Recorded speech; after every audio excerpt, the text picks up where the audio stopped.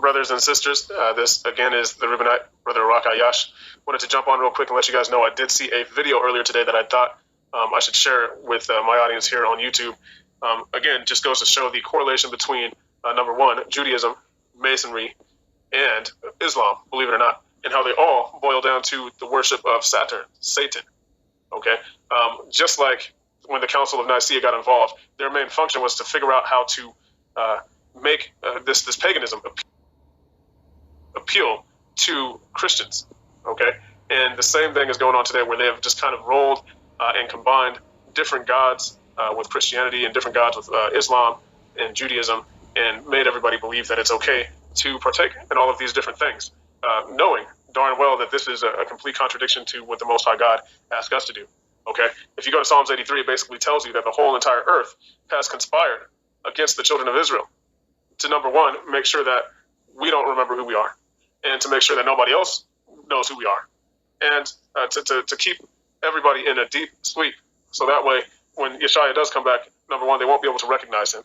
He's going to be a black man, completely different from what we've been taught throughout the generations, and he's going to be very angry that we didn't keep none of his law, statutes, and commandments. So again, Psalms 83:1 covers that. But real quick, I want to share this website. It's the Bible, or and if you can kind of look up at the top of your screen, it says the Bible Antichrist.com, and it's the-Bible-Antichrist.com.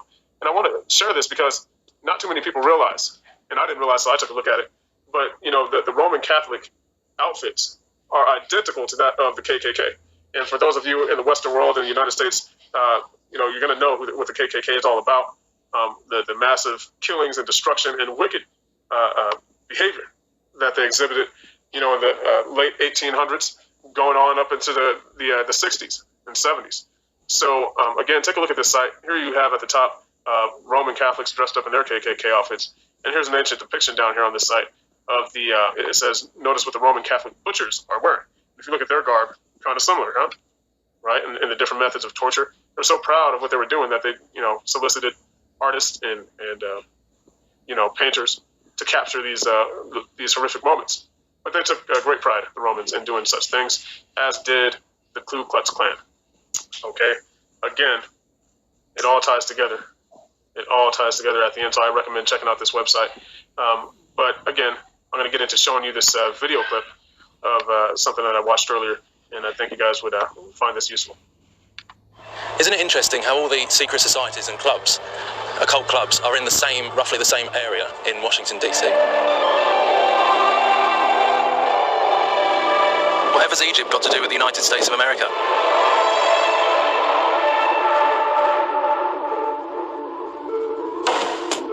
Well, as my time in America was drawing to a close, I decided to head into Washington, D.C., into one of the most renowned parts for Illuminati operations. There's quite a lot going on around here, It's no coincidence that these are all pentagrams. It was right outside the International Eastern Star headquarters, which is the female version of Freemasonry. Green Man, Sununos. So it's strange, it all seems to be in one area, and it's a very privileged area of Washington, D.C.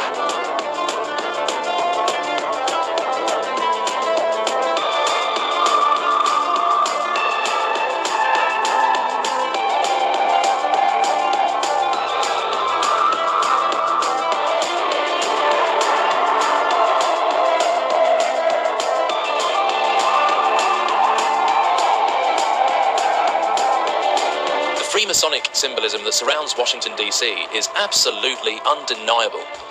But today I was hoping to get a peek into a very specific place that lies right in the very heart of the capital city. Well, there's your link to ancient Egypt. These are the secret societies, my friends.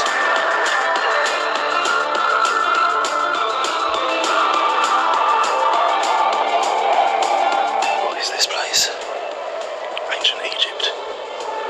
Why is this in the heart of DC?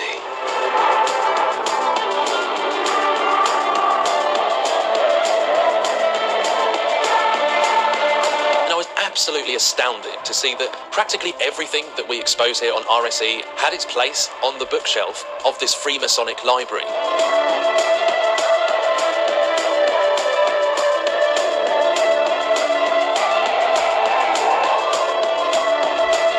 Washington, D.C. is a Masonic city. It's laid out by a Masonic cult. Every building is is laid with its foundation stone by Freemasons. It was laid out as a Sephirotic tree of life in the Jewish Kabbalah, or as a Masonic coffin. Freemasonry is Judaism for the Gentiles.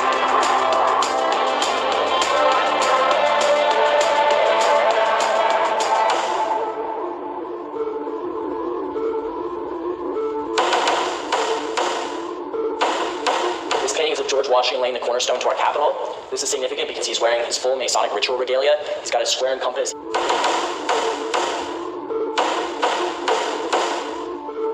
And then, as I walked into the main temple of this Scottish Rite building in Washington, D.C., right there before me was the black cube of Saturn, the Roman god of time worship. And the Hebrew writing in the middle says, God said, let there be light, and there was light.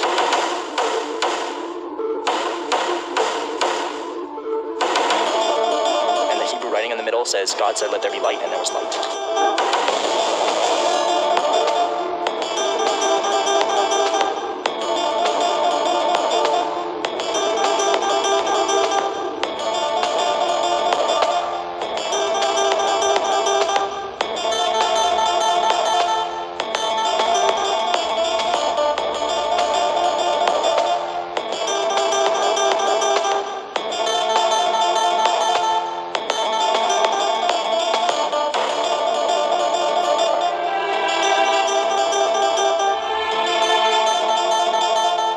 I soon realised that this building is the Masonic Mecca of America.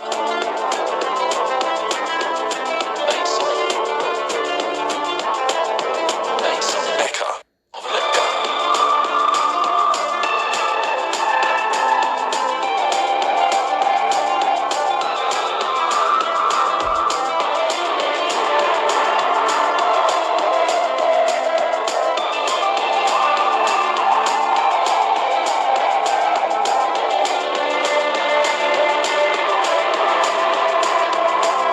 You can actually trace this symbolism back to the time of rebellion and infiltration that took place at Herod's temple in Jerusalem. Freemasonry is Judaism for the Gentiles. So when you see the abomination of desolation spoken of by the prophet Daniel standing in the holy place, let the reader understand. Then let those who are in Judea flee to the mountain.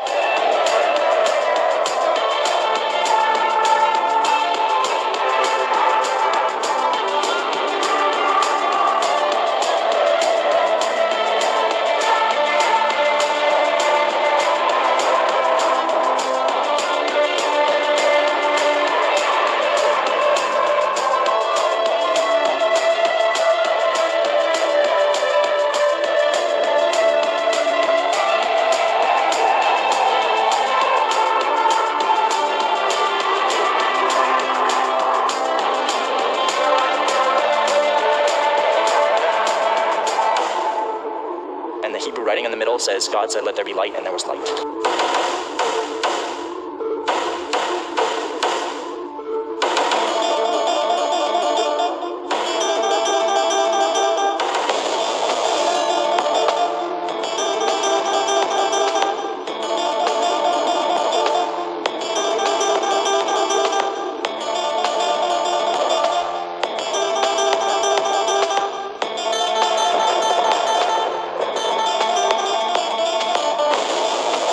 Serpents, you brood of vipers, how are you to escape being sentenced to hell? To hell, to hell.